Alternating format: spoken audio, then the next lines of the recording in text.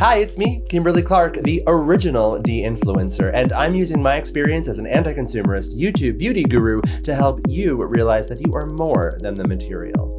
This is how to stop shopping in 5 easy steps.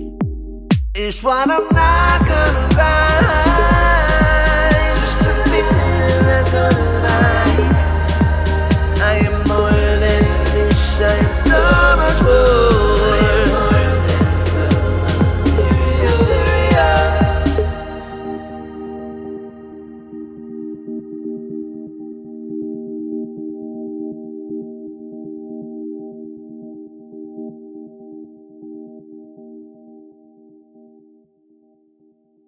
Here we are, the final step. You've certainly come a long way. You learned how to see selling for what it is, to have a new appreciation for the way things are made and how they and the people that make them should be valued. You uncovered the roots of this disease that is consumerism, both within yourself and in our society, and you created a practice to care for yourself in a way no company or product ever can. So what's next?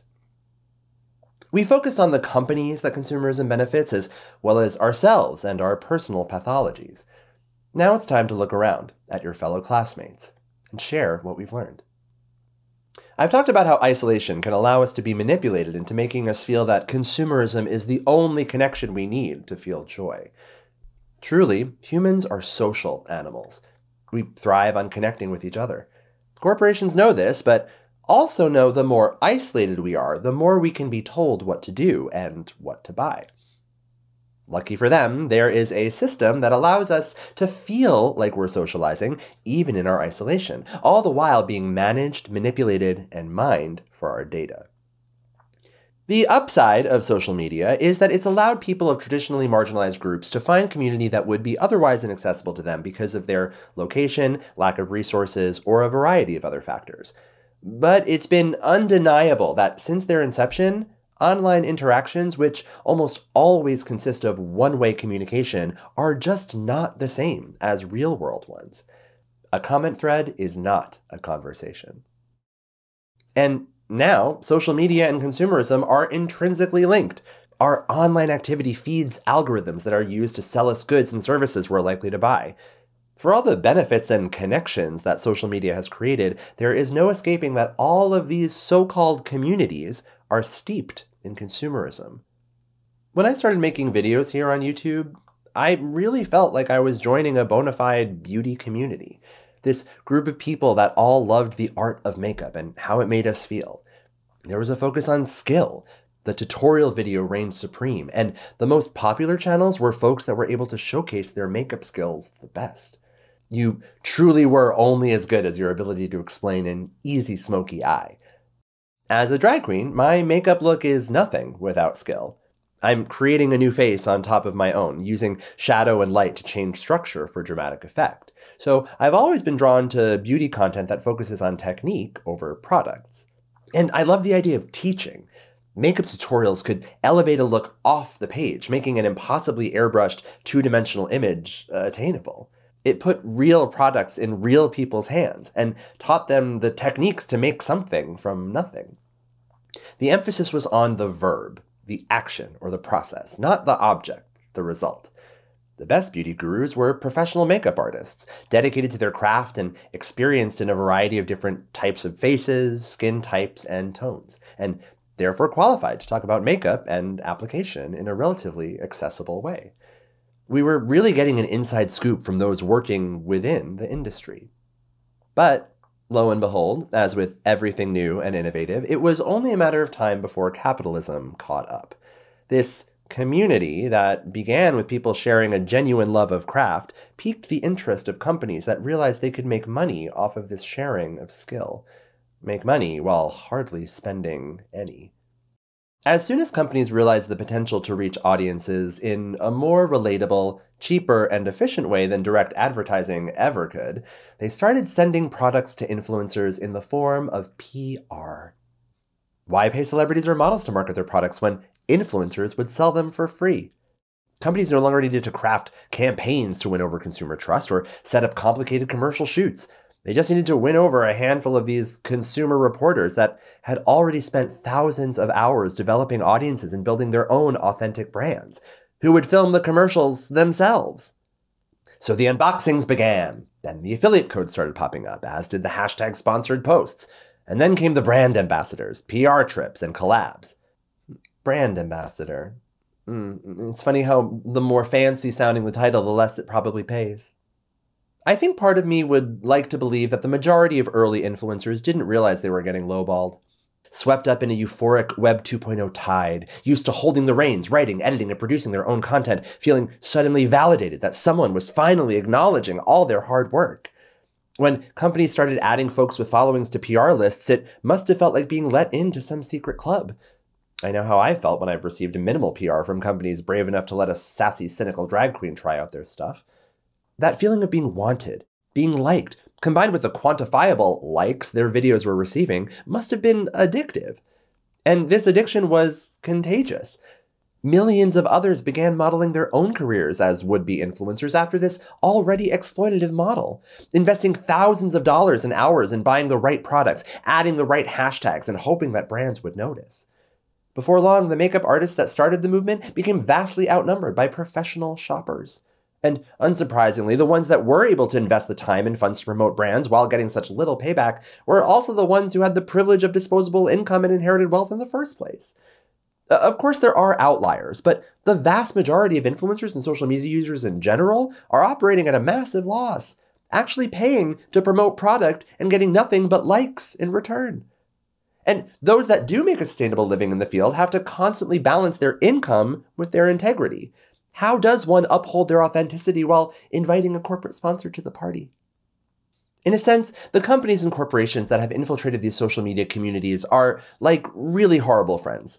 Imagine you have a friend that you always pay for at every meal or outing, who always treats every waiter and service employee terribly and never, ever contributes anything to any conversation other than plugging their multi-level marketing scheme. When you complain to them about something they've done wrong, they double down, apologize for you being offended, and then try to sell you something else. You wouldn't keep that friend around for long, but in online consumer-based communities, we not only afford these companies and corporations membership, but often center them in the conversation. They clearly exploit us, but we thrive off of their drama, giving us constant content, allowing us to make response videos to product launches and response videos to those response videos. Even my anti-haul videos, however helpful they are in inspiring anti-consumerist ideology, still center products and companies.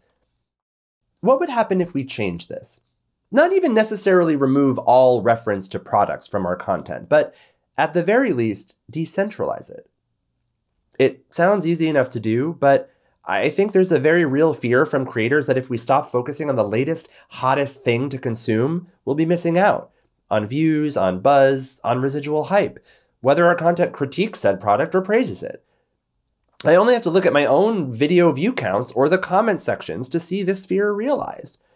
I think whether it's a no-brand makeup tutorial, an information video about consumerism itself, or even my beauty room tour that showcases ways to create a healthier relationship with what you already own via organization, all my content can be read as anti-consumerist. Yet, it is my anti-hauls that get by far the most views, and are the most requested video type from my viewers. There's something that tickles our consumerist itch about a list of products, even if that list is one of products we're not going to buy. And as much as I'd rather you watch one of my anti-haul videos than a haul video or monthly favorites or any other product-pushing content, wouldn't it be better to seek out content and creators that have moved past consumerism altogether, anti or otherwise? This is precisely what I hope this methodology serves as. A guide for any community traditionally grounded in consumerism to transition into something more fulfilling, more fundamental. For the beauty community, this means focusing on skill and personal creativity, resuscitating the tutorial video, pushing more brandless content, and holding influencers to this elevated standard. If your favorite creators are bored with what they have and are constantly buying new products to play with, they're frankly not that creative. I'm always confused when I see a guru express boredom with the makeup they own. Could you imagine a painter saying they're unsatisfied with the rainbow? I just need better colors. A good craftsperson never blames their tools. Frankly, acknowledging our community's addiction to consumerism is confronting our acceptance of mediocrity. We've lost faith in our own creativity and instead rely on the accumulation of stuff to cover up for this lack. But we can get it back. We can uplift each other so much more by sharing creative solutions to problems than by piling on support to specific products that only provoke short-term, trendy, quick fixes. And when it comes to online communities, we can demand more of each other. If the influencers we love can't step it up and create legitimately creative content, we can encourage each other to create it ourselves. In practice, reimagining a community may require a reconfiguring and reevaluation of its members and which ones we support. Buying products that influencers have affiliate codes with isn't supporting them. It's supporting consumerism, which is a corrupt system they happen to benefit minimally from. Instead, we can actually support creators that are fighting these dangerous trends by funding them directly, via Patreon, for example. This not only links creators to their audience with minimal mitigation, but encourages creators to truly create something, not just push more product or shop and tell us about it. If influence is all someone can provide, not new creative ideas, then why are we wasting our time with them? We need a higher standard for what we can give and receive from each other beyond what we buy. There's so much to exchange without buying anything, without supporting this dangerous consumerist ideology. We need to expect more from ourselves and each other, and from the communities that we create together. But of course, if these expectations aren't met, if these communities simply can't exist without consumerism infiltrating every square inch, then we have to make the difficult decision. We have to leave. Just like staying in a toxic relationship, remaining in a community that continues to encourage such harmful behaviors and habits like consumerism and valuing products over people is fundamentally unhealthy and needs to be reevaluated. I honestly don't know if the beauty community can separate its love of makeup from its love of buying makeup. As I've said before, the proof is in the views. Even if most creators acknowledge the unhealthy addiction to consumerism they promote, they still do it because it's all that we'll watch. I know it's hard, but if you're serious about changing your life and saving your community by disempowering the grip consumerism has on it, you may need to get off the internet and find each other in the real world. Real world interactions require engagement. They require effort, and they require listening. Compared to the ease of mindlessly scrolling social media or letting video after video autoplay in the background of your day, this seems like a Herculean feat. But the payoff is worth it. Community requires conversation. This means that you have to listen, but you also get to be heard. It's an exchange that just can't be achieved when shouting into the void, hoping your comment gets enough likes to ascend above the noise. The point is, even one real-world interaction will probably be more personally fulfilling than hours and hours of internet content because it requires you.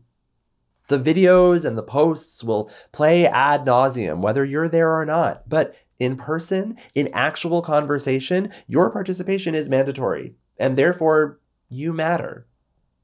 Imagine a community full of participants, not just spectators. This is what I mean by building real community. Not being conned into thinking you're part of something just because you buy the right things, but actually being involved, contributing to something that we all benefit from. This, I think, is the most important takeaway from this step. Understanding that a real community looks out for its members. Communities based on consumerism look out for the corporate interests that benefit from customers' unhealthy addiction to shopping.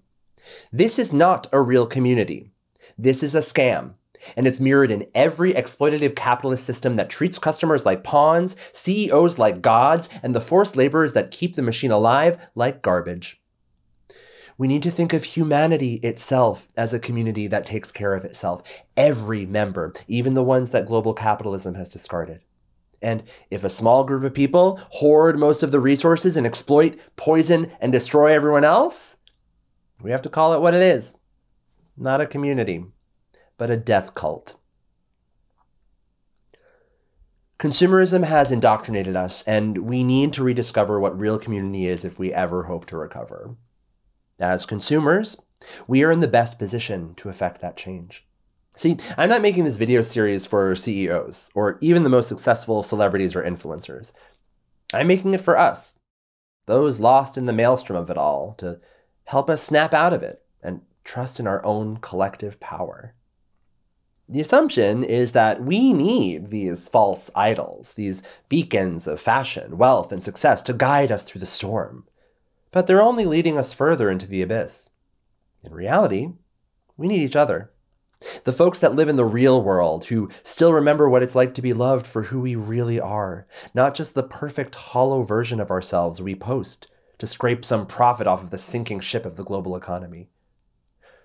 We need to remember that the real-life connections we make and the real communities we build can become as valuable as any brand deal or commission and are absolutely more sustainable.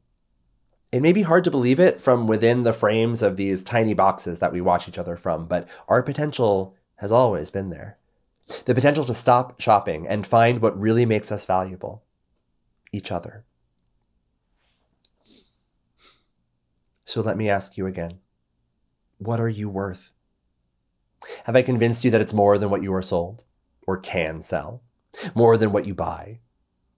What do you do with this knowledge? What communities can you build? And what forgotten connections can you restore? Let these 5 steps be ones you return to when you need recommitment to your anti-consumerist journey, but know that there are many more that you will take on your own. At one point, I thought about this video series being the end of a journey for me, but in developing it over these years, I found so many new rocks to overturn, new paths to explore. I'm curious to see how this video series ages. Will it be just as relevant in 5 years? In 10 years? Or will consumerism have faded out of fashion? As optimistic as I'd like to be about that, I feel like it's a long road until this problematic system has been relegated to its rightful place in our culture. A small trinket of the ways of the past, having been long since traded in for a societal upgrade to something more communal, more collective, and more real. Until that day, we've got to rely on each other to keep the dream alive, to talk about our process, build real community, and really trust that you've got this, queen. You are more than the material, and now you know. So get out there and tell everyone about what you've learned. And together, we'll stop shopping and start living. For each other, for our planet, and for joy that simply can't be bought.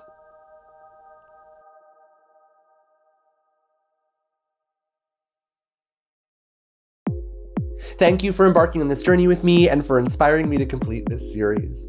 If you'd like to support me and my work, consider sending me a tip on Venmo at Kim Clark Queen, or join the House of Clark by becoming a patron of mine on Patreon. Special thanks to everyone that's continued to support me over the years. I wouldn't be here without you. Thanks for watching, and as always, I'm Kimberly Clark. Bye! Material.